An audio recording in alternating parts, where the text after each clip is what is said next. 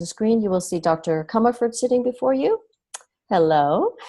And we are just asking everybody to keep their devices on mute. You will get much better reception that way. And we're going to begin officially at the top of the hour.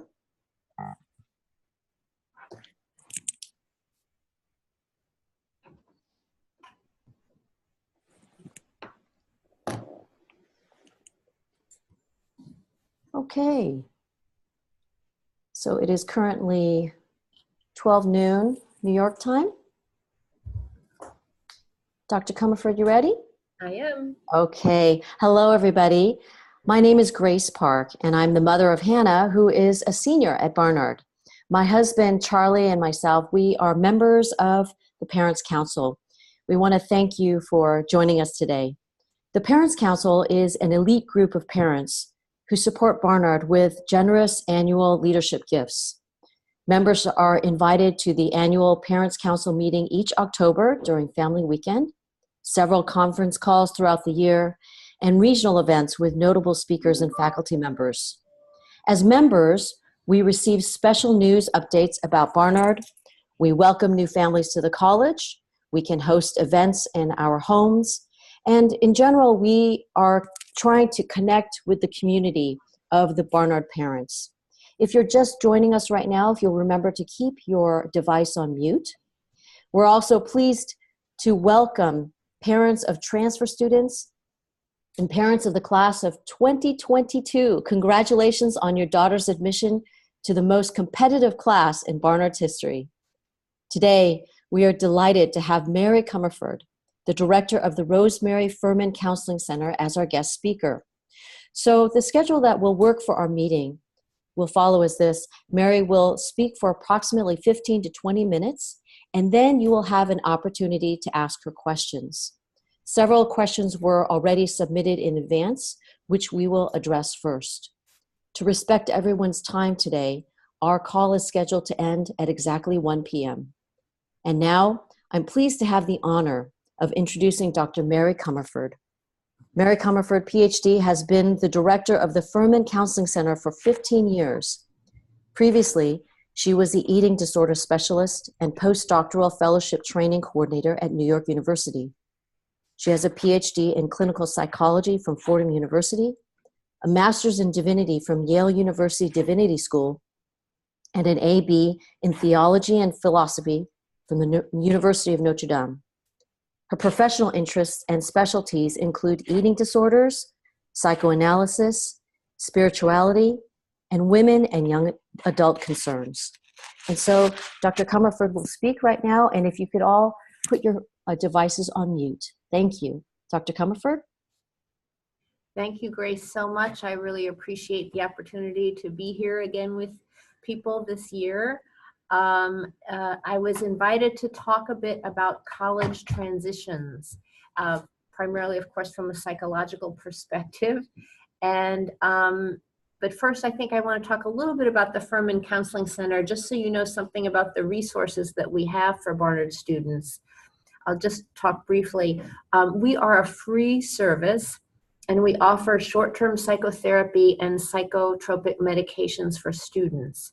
We, because we're just short-term, for some students who've already had treatment in high school and may need something longer, we refer into the community. We have a very extensive referral list. The people who specialize in many different areas, speak many different languages, represent many different cultures. So we work very hard for students to find the help that they need in the community as well. And then because psychological emergencies often don't happen during office hours, if they do, a student can always walk in to our service if it's an emergency. But what often happens is students are very busy during the day, and then they go home at night and it's quiet. And in the quiet, whatever upset or tensions they may be feeling sort of surfaces. And so a lot of times psychological emergencies happen at night. And so we have an after hours on call service, and my staff is on call. So we try to be available for students sort of around the clock. Also, our website has a lot of resources. We have treatment for panic, for test anxiety, for having sleep problems. So even if it's 3 a.m. and they don't want to call somebody, they can go on our website, have some guided meditations or some ideas for managing some test anxiety and get help right away. We offer therapy groups in a lot of topics, and the students can be in our therapy groups all year long if they'd like. We have a group for students with eating concerns, students who've lost a parent, students whose parents may have substance issues. We teach a lot about emotion regulation, managing stress. We do a lot of skill training. We have a support group for the women of color. We have a support group for students with chronic illness. We have a social anxiety group for people who might be having a harder time connecting and find that their anxiety makes it hard for them to be themselves with others. Our groups are really popular, they're free, and they can be there for the entire year. Then some people think, oh, coming to counseling is sort of a big deal, and maybe I need to be really struggling in order to make it worthwhile. But I try to tell students as soon as they come here that we have a very high utilization rate. Every year we see about a third of the student body.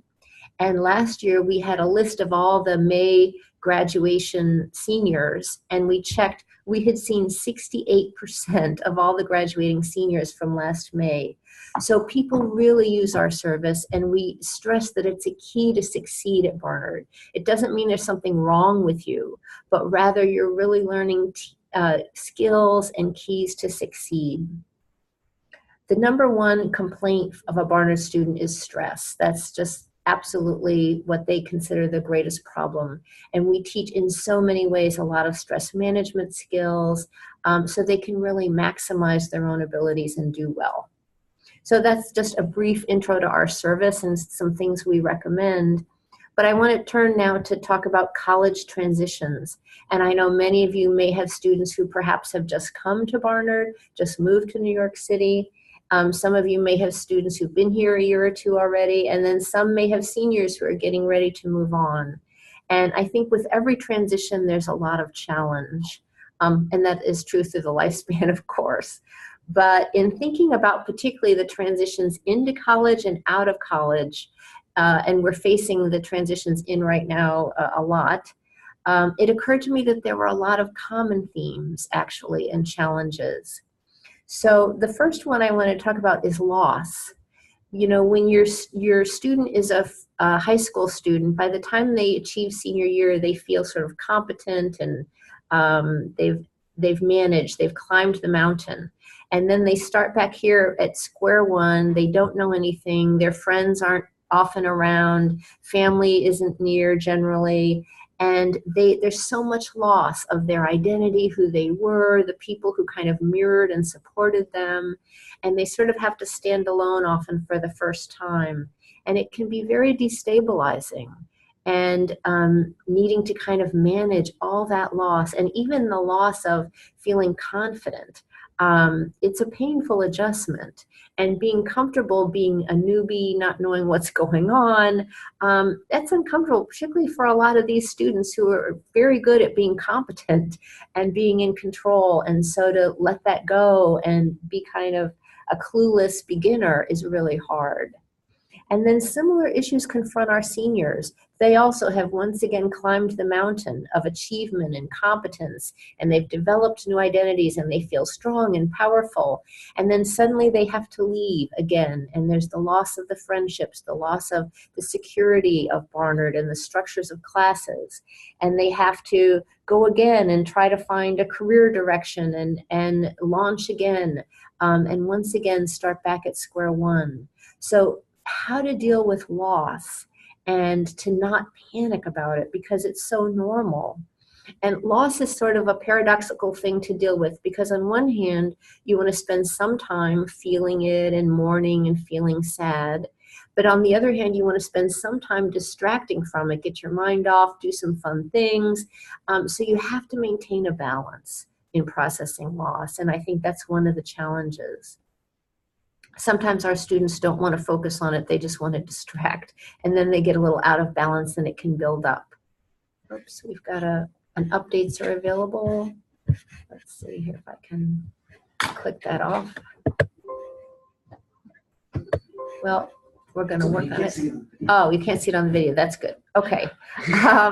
So I'll just go ahead. It's good now. I can see myself less, which is great. So another theme about transitioning, I think, is the ability to tolerate uncertainty. And this is actually, for psychologists, we consider this a sign of strength of character. People who can tolerate not knowing, being unsure, being a little lost and confused for a while.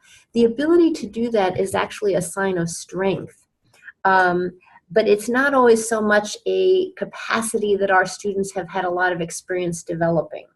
So in the first year, they're faced with a ton of uncertainty. They may not know what classes they want. They may not be able to get into the classes that they want. They may not meet friends that they exactly click with at the beginning. They don't know when or if they will. They don't know what they want to major in, a lot of them. They're just like planted here, and it's all the signposts or guidelines feel gone. And there's a sense of being lost, confused, not sure where they're going. Seniors have a similar thing. Like, some of them think, oh, you know, they have to have a career immediately and they have to know exactly what they want. Some of the first years think that too. They come in, you know, from the time they were 7 years old, they want to be a doctor, so now they're going to be pre-med. And there's never any thought about, who am I now, and is that really what I want?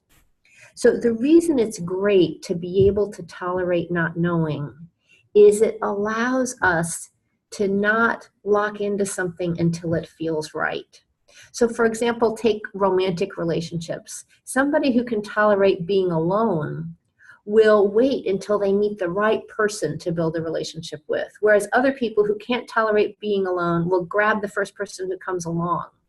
Now, that relationship may or may not be the best. And the same is true with things like a major or a career or all these options. It's not necessary and even often counterproductive to grab the first thing that comes along. It's really best to be able to check it out, lean into it a little bit, see how it feels, and let yourself have a time where you just don't really know where you're going. And that actually will lead to making the best and wisest choices, and the choices that will be the most fulfilling and enjoyable. The third quality I think that's really typical of these transition times is, and it relates to the other thing, is importance of flexibility. We've been noting this year that our first year students come in with a lot of rules for themselves. Many of them are very homesick, and some of them live quite close, or it's a commutable distance, and they tell us, no, I can't go home for the first month. Because we'll say, why don't you go home for the weekend? No, I'm not allowed. I'm not allowed to return home.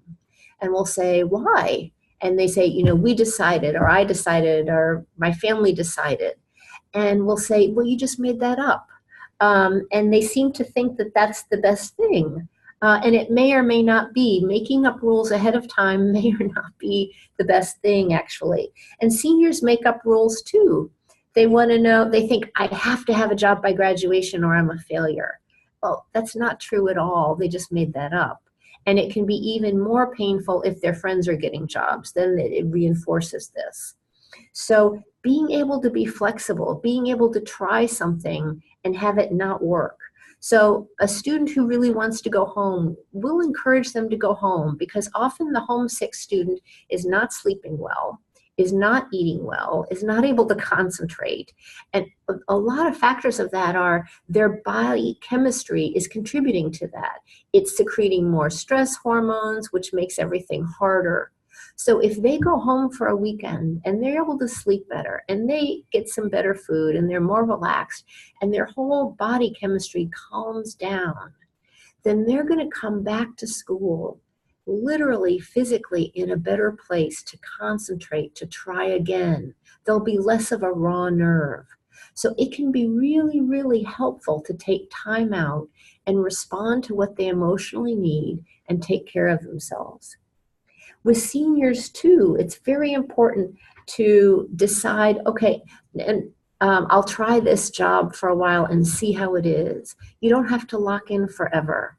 And a kind of potentially bad news for parents is the Research now suggests that the state of adolescence extends to age 30. And the reason this is more and more people are spending the decade of their 20s trying things out and changing direction and trying a new thing out. And more people are not settling into their career identity until the late 20s or 30s. And I think this isn't a bad thing. It actually means that people are really trying to find something that's not just going to be a job, but will be something that will fulfill them, stimulate them, and help them to grow. So the ability to be flexible and not lock in is key. For people trying to declare a major, it's okay to change their mind sometimes about a major. They think, oh, I've committed and now my entire life destiny is this, and they're 19. They don't have to be committed in their life destiny at age 19. And actually saying, this isn't quite right, maybe I'll try this, is a wonderfully productive and important move in their development. So we really encourage people to be flexible. If they need to change their mind, do it. Try something else. Sometimes they lock into friendships like, oh, the person next door to me is now my best friend. But the person who lives next door may not be somebody that's really like them. So the ability to say, this friendship isn't really all I'd like, and start reaching out, building other relationships, will really lead to a richer friendship group. So flexibility is key in transitions. And then I think the last theme that occurred to me is they're all learning new skills to live their life. For the first years, there's so many new skills. Many of them have just not taken care of themselves before. So they're doing things like figuring out their food, figuring out their eating times, doing their laundry, some of them, scheduling. When they're in high school, they would leave early in the morning and come back late afternoon, or sometimes even later than that, depending on their extracurriculars. Now they might have a class on Tuesdays and Wednesdays and then be free all day on 2 other days. And they have to figure out, what do I do with that time? How do I use it? Those are major decisions.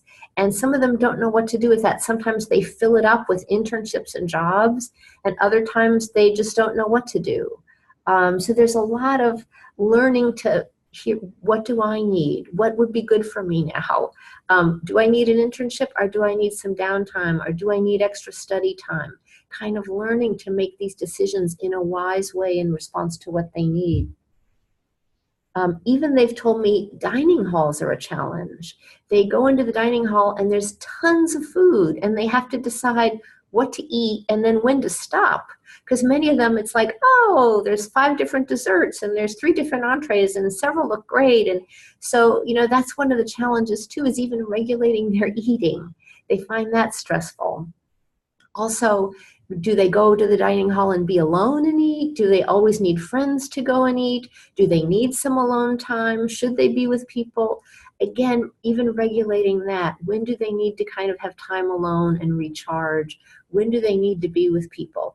Even those kind of basic questions become very important and somewhat stressful. Seniors have similar things they need. They've learned how to be in college. Now they have to learn how to not be in college. They have to learn about apartments. They have to learn about insurance. They have to learn more about bill paying, perhaps. They have to learn a new job, a new career. There's all these new learnings. They need to learn how to socialize when your best friend doesn't live 2 doors down. When you're out at a job and then you go to your apartment, what do you do? Then what? So they have to kind of learn to structure their life in a new way.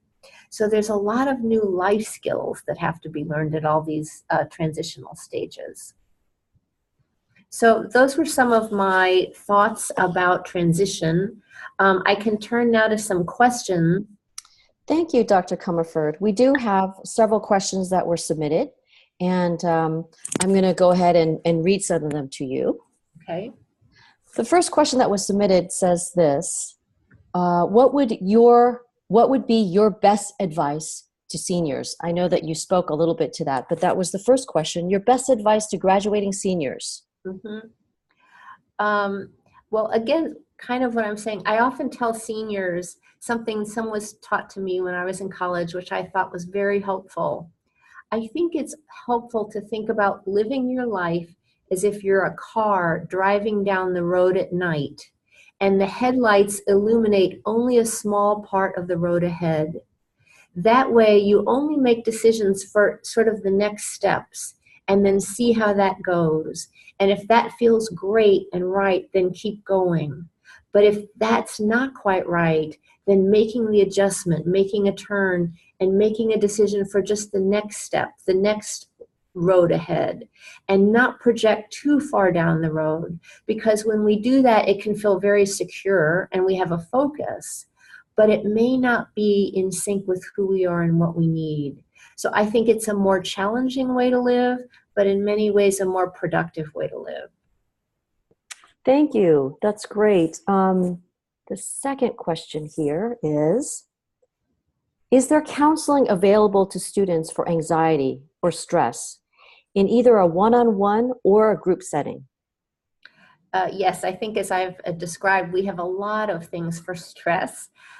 We have a group called, what's it called? Life Hacks or something, heart group. And it teaches emotion regulation skills. It teaches how to manage stress. We have a social anxiety group.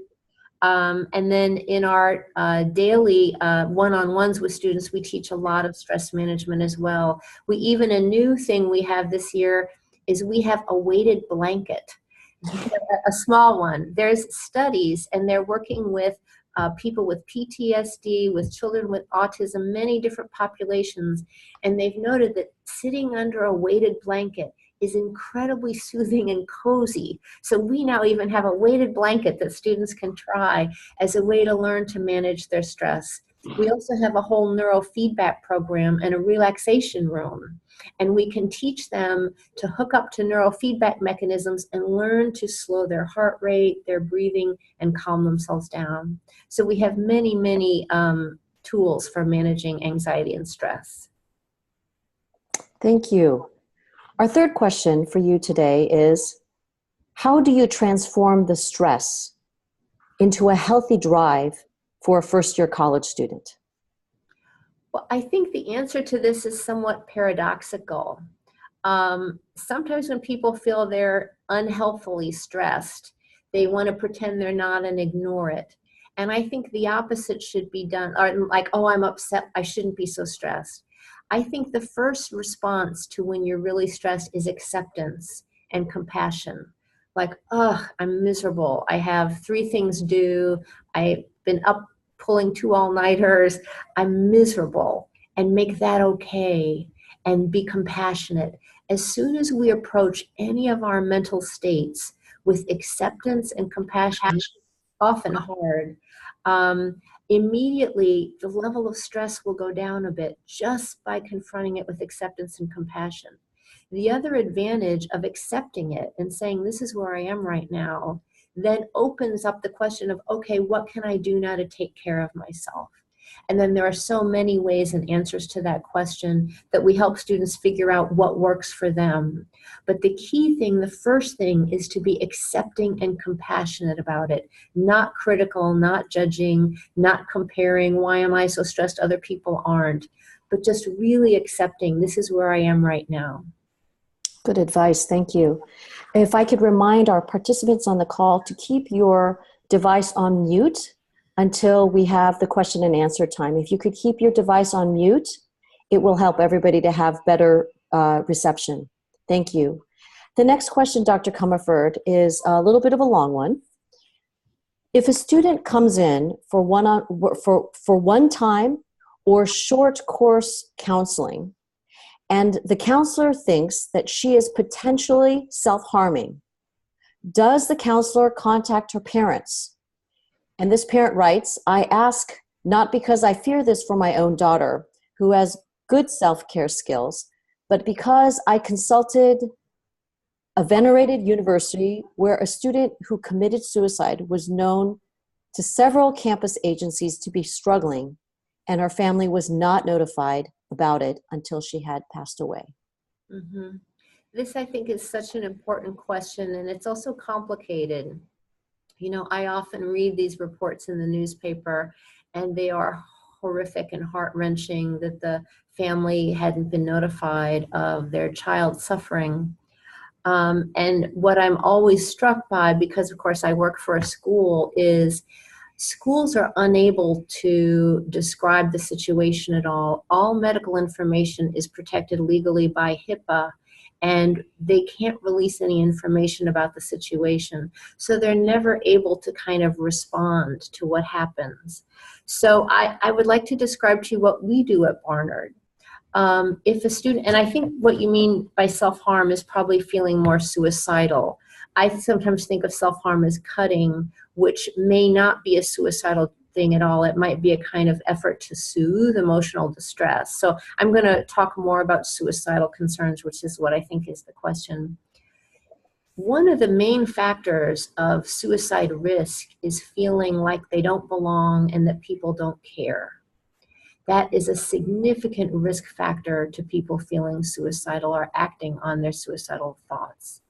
So a very important protection and response is to build up social support around that person. So it's natural and essential that if you're working with a student who's suicidal, to build up supports around them. And obviously family is a key support. So typically what we will do with working, now many students casually think about suicide sometimes, so we don't necessarily consider them at risk.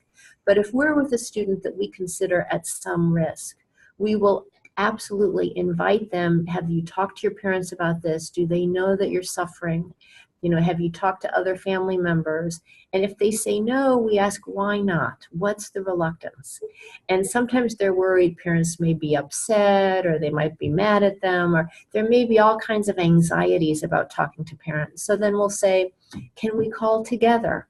Or would you like me to talk to the parents while you're not here? Or I'd be happy to talk with you to your parents to help them understand what you're going through.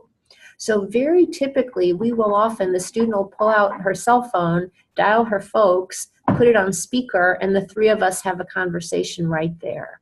And really help the parents. That way the parents can ask a lot of questions and understand what we're working toward and kind of the safety mechanisms we're building in.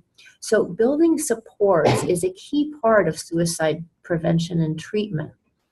Sometimes, and these are much more rare situations, but sometimes there has been trauma or violence in the home where the student really feels that to notify a parent could increase their risk in a significant way. Now, this is rare, but occasionally it can be the case.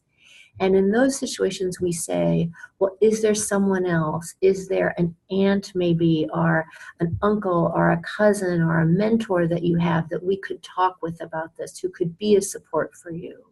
So if it looks like in the rare situation a family may not be a supportive resource, we look very hard with the student to find other supportive resources in the community, because that's just a key part of building in the support. So that's typically what we do. I think that probably answers the question. Yes, thank you so much. And it's a very important question.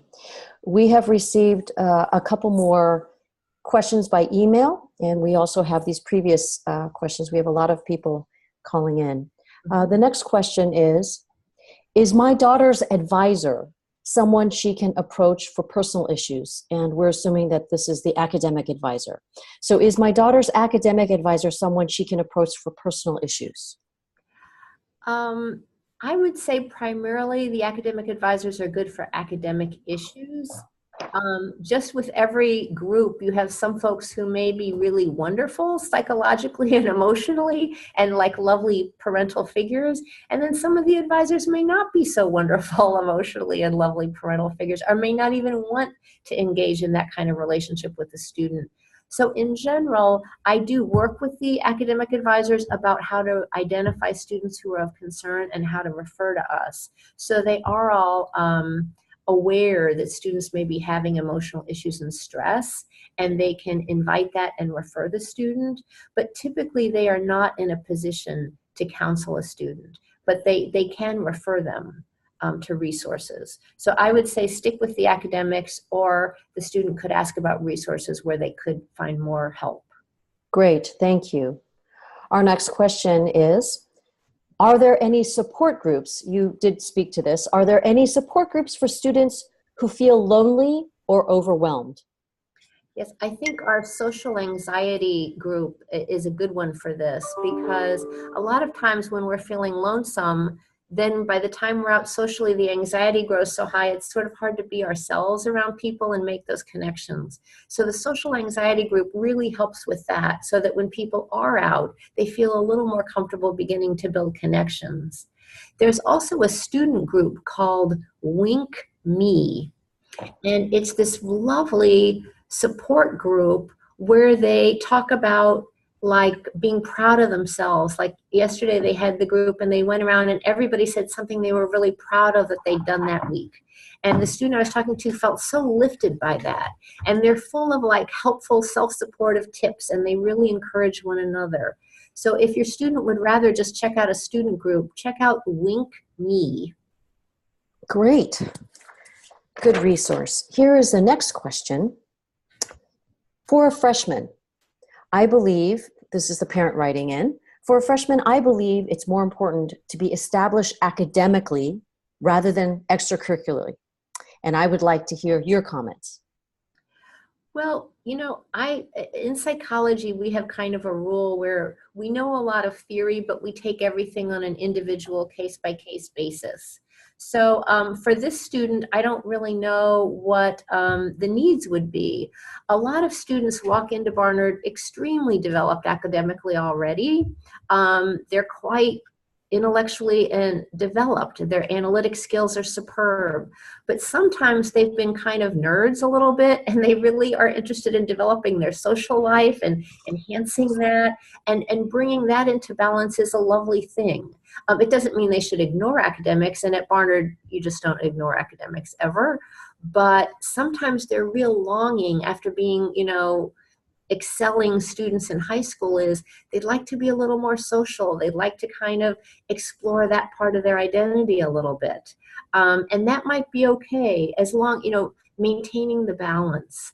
Another caveat is Barnard is so academically focused that actually learning to balance with play and relaxation and socializing and just kind of personal creative pursuits is a key part of succeeding here.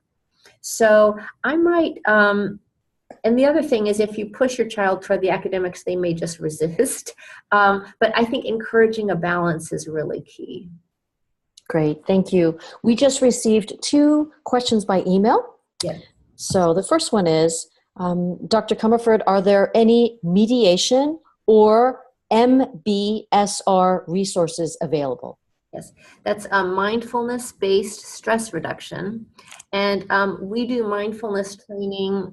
All of our clinicians do mindfulness training with our students, and our heart group incorporates a number of mindfulness skills in that training group. So yes, mindfulness undergirds a lot of our approaches with students, particularly with stress and anxiety. Mediation, we don't teach mediation directly through a group. I mean, we may work with students, say they're having a roommate problem, and we may help practice talking to the roommate or help practice talking to a faculty member, somebody that they're anxious about having a conversation. We definitely work on having difficult conversations a lot, but Res Life actually has a lot of mediation opportunities, and they do that regularly, particularly helping with roommate conflicts. Okay, thank you. And the last question that was emailed into us, and then we'll open it up for questions right now. The last question is, I understand that your services are short-term.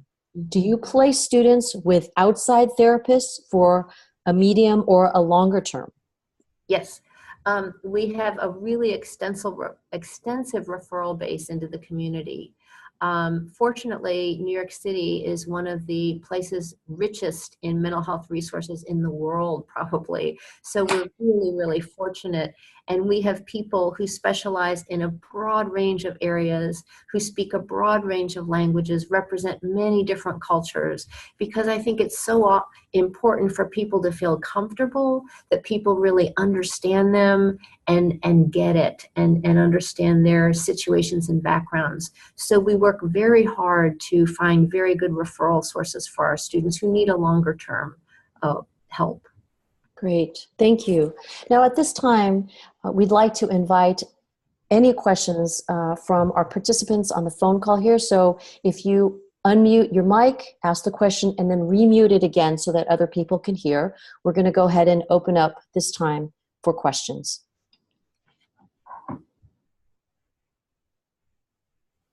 And when you call in, if you could just identify yourself and go ahead and ask the question.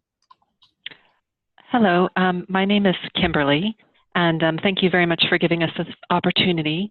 I had a question regarding my daughter, who is a freshman.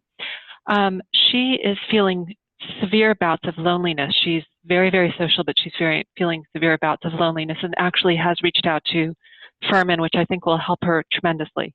But my sister went to go visit her this past weekend and went to the dining halls and noticed that the tables are tables of 4. And when she went to school, she noticed that they were larger tables. I know this seems like a small thing, but because she doesn't feel like, my daughter doesn't feel like there's opportunities to meet people, I'm wondering if these small things of larger tables where, you know, people can get together when they sit down, they won't be sitting alone, might be an opportunity, or if there's other things that you would recommend that she could do to overcome the loneliness.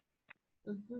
You know, I'm not sure about the dining hall. I think rearranges itself periodically, and there are actually a number of different dining opportunities. A lot of students go over to John Jay over at Columbia. They have, the students tell me, a lot more options that some of the students like, and I'm not sure how the table constructions are there, but there are many different places. The Diana has a number of places to eat.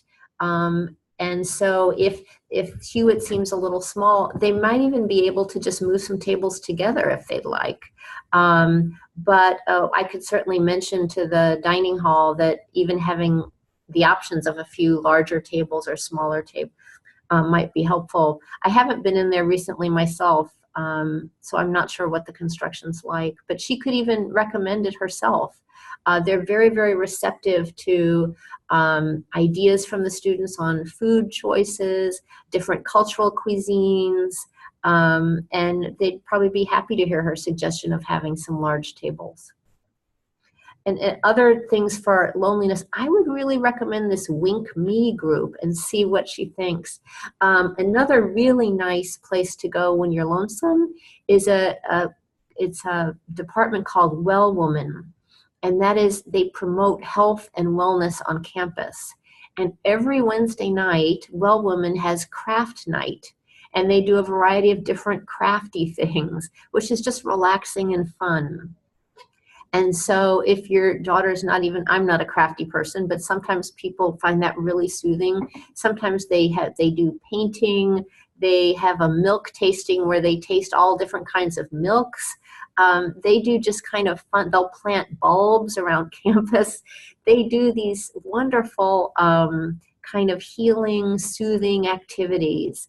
And they have a newsletter that comes out every Monday saying everything they're doing, updating people. So if your daughter would like to join the newsletter, she can also just drop by the office. They always have tea and some candy, and people are just hanging out. They have a couch people can hang out. And it's a group of, I think, about 14 peer educators, and they staff it in the evenings. And it's just a very welcoming, warm space. And they're fun, and they really help people kind of begin to feel at home. Dr. Commerford, we just got another question that is related to this one via chat. And the parent asks, these groups that you're speaking about, how do students actually join the groups that you're talking about, WINK and the other ones? Must they go to the Furman Center and see a counselor, or how do they get connected? WINK is through the Student Life Office. It's not through us. It's just a student-run group. And this would be a resource. Your students all know about this group. The Student Life Office oversees all the campus activities. So the Student Government Association, the LGBTQ community, there's all these different groups on campus that have a lot of activities. They sponsor events. And so a student, and they already even had a fair so students could go to different groups and kind of meet people who share their interests. So Wink Me is a student-led group in the student life office. So they should just call over there and find out when it's meeting, or they could go online. Most students go online now, they don't go on the phone, and just find the Wink Me, search through the student groups and find out when the next one is. I think they just met last night, so they may meet on Monday nights. And then, our groups, you do have to come through the Furman office. That would be the social anxiety group or our heart skills group. That stuff you do have to come to Furman. And the Well Woman office, you just walk down. They are in Brooks Hall, and you can just walk down and hang out at any time. They're open a lot of the time and into the evening. And those hours are on their website. Thank you. Anybody else has any questions? Go ahead and just unmute your mic and go ahead and identify yourself and give the question.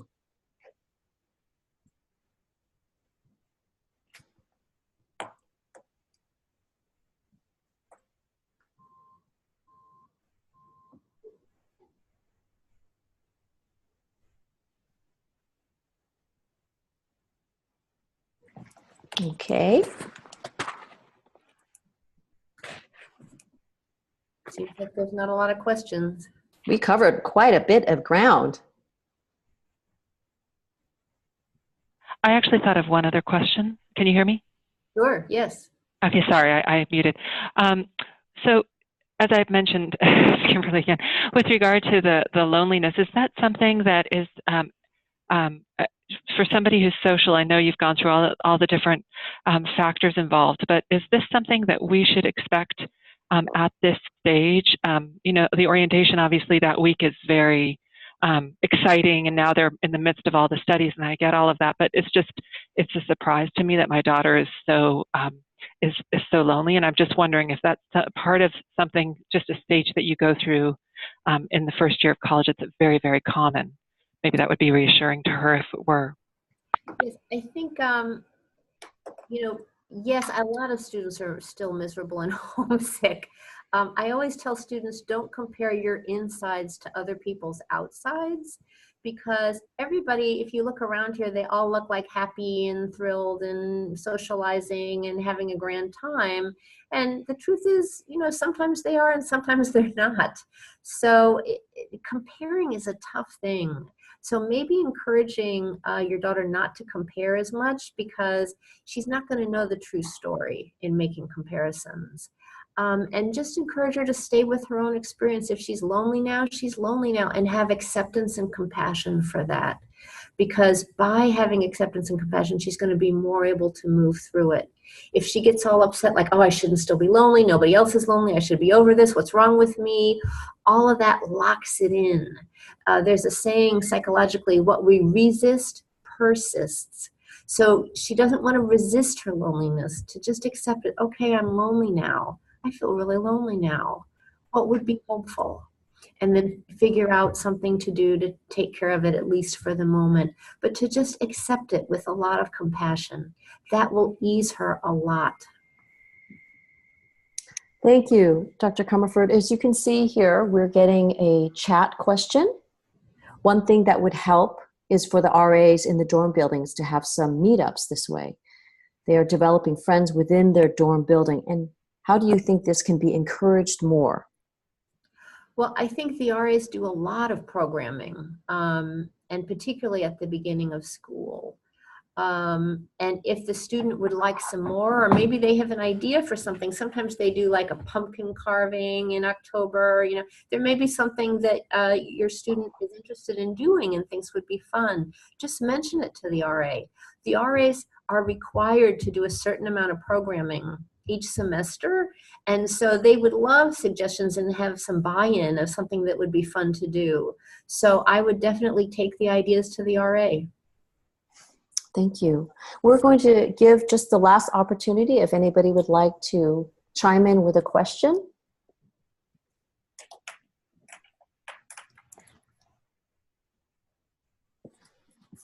Okay.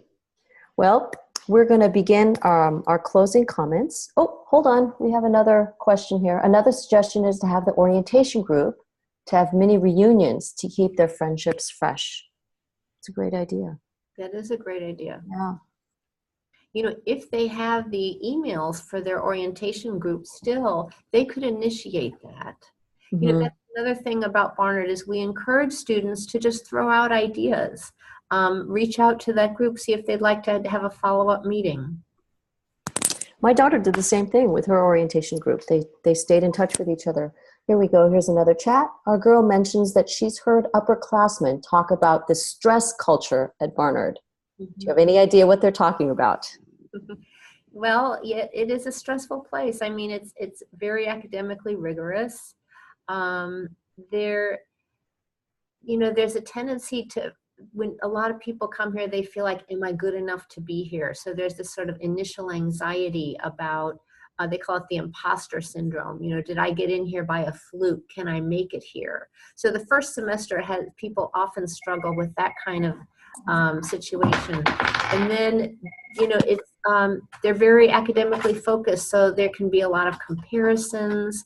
Sometimes students call it the stress Olympics or the misery Olympics, like, oh, I was up till 4 a.m. last night. Well, I pulled an all-nighter last night, as if they're comparing who's the more miserable and who's doing the worst self-care. So there is a bit of that in the culture here. We really teach students to challenge that, challenge the misery Olympics, and say, instead of, why on earth would you stay up till 4 a.m.? That's not going to help you in the long run. I went to bed at midnight. And to try to reverse some of that competitive culture with wellness behaviors instead of lack of self-care behavior.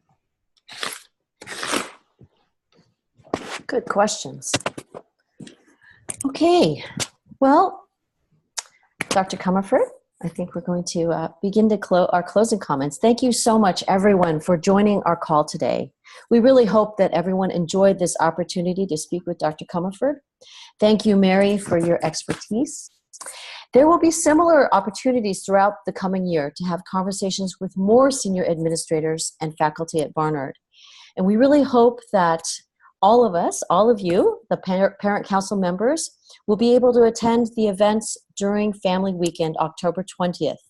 The Parents Council annual meeting is the 20th from 8:45 to 11:45 in the morning. There's a light continental breakfast that's served. And then later that afternoon, the President's reception is from 4:30 to 6 o'clock in the afternoon.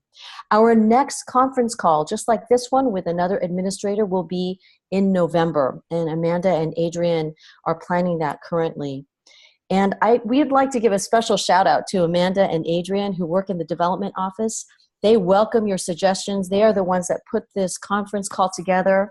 They would love your feedback regarding events or topics or other opportunities that you would like to have to get more involved and to be building a more engaged community for our daughters.